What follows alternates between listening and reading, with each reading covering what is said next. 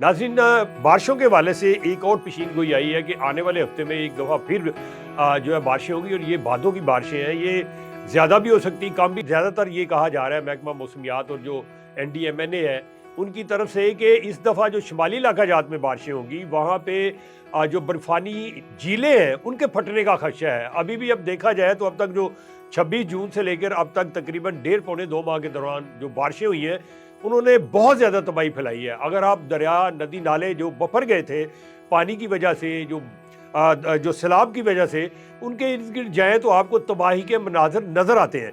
इसीलिए कहा गया है कि गैर ज़रूरी सफ़र से अब भी गुरेज़ किया जाए।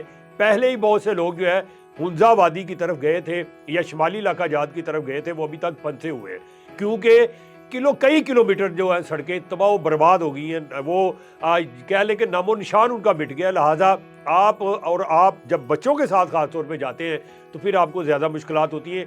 अभी कल की बात है कि हुंज़ा का जो दरिया है उसमें एक बार फिर शदीद तुगयानी आई है।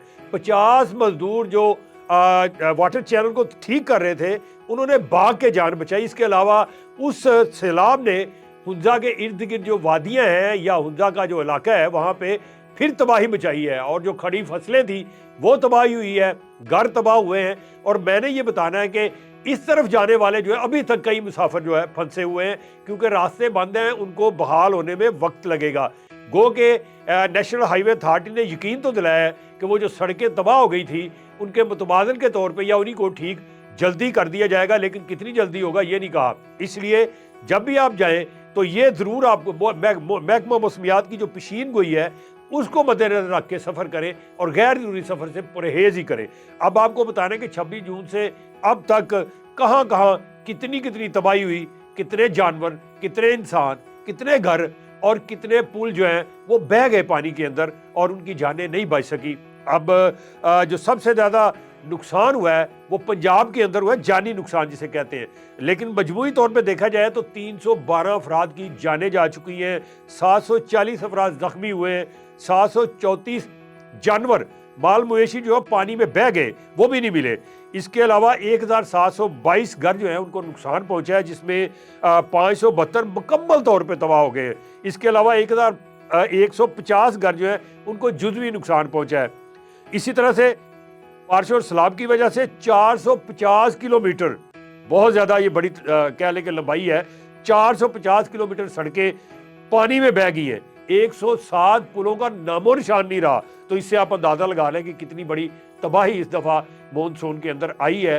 क्लाउड ब्रस्ट हुए हैं और चकवाल है, इस्लामाबाद है, रावलपिंडी है और बाकी ख़ास तौर पे उकाड़ा और साहिवाल, जहाँ कभी ज़िंदगी में बारिश के बारे में इतना सुना नहीं था, वहाँ भी 36 घंटे बारिश हुई है। तो इसी वजह से वहाँ भी अच्छे खासे पक्के मकान जो है वो भी बैठ गए, उनकी दीवारें भी फट गई हैं और कई जगह पे जो है अभी तक पानी खड़ा है, अभी तक निकला नहीं है। गो के बीच में 4, 5, 6 दिन ये तकरीबन इस हफ्ते में काफ़ी हद तक कई जगहों पे बारिश नहीं हुई।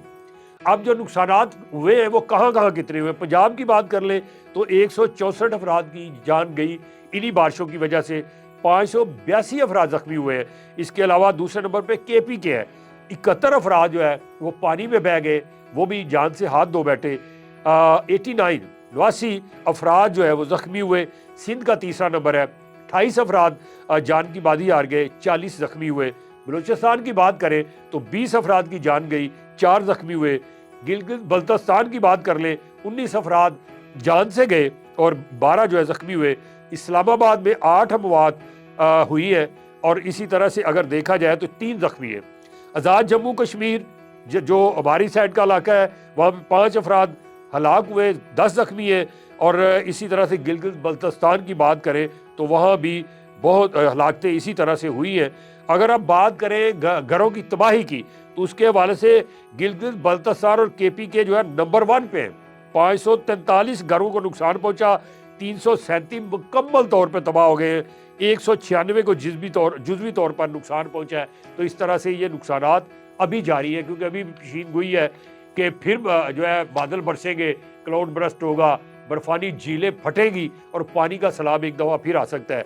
अब आगे चले बात करें तो 375 घरों में से 102 घर हैं ये मुकम्मल तौर पे जो है तबाह हुए हैं और ये तबाह हुए हैं KPK में। और इसी तरह से देखा जाए तो 273 को जुज़वी नुकसान पहुंचा है।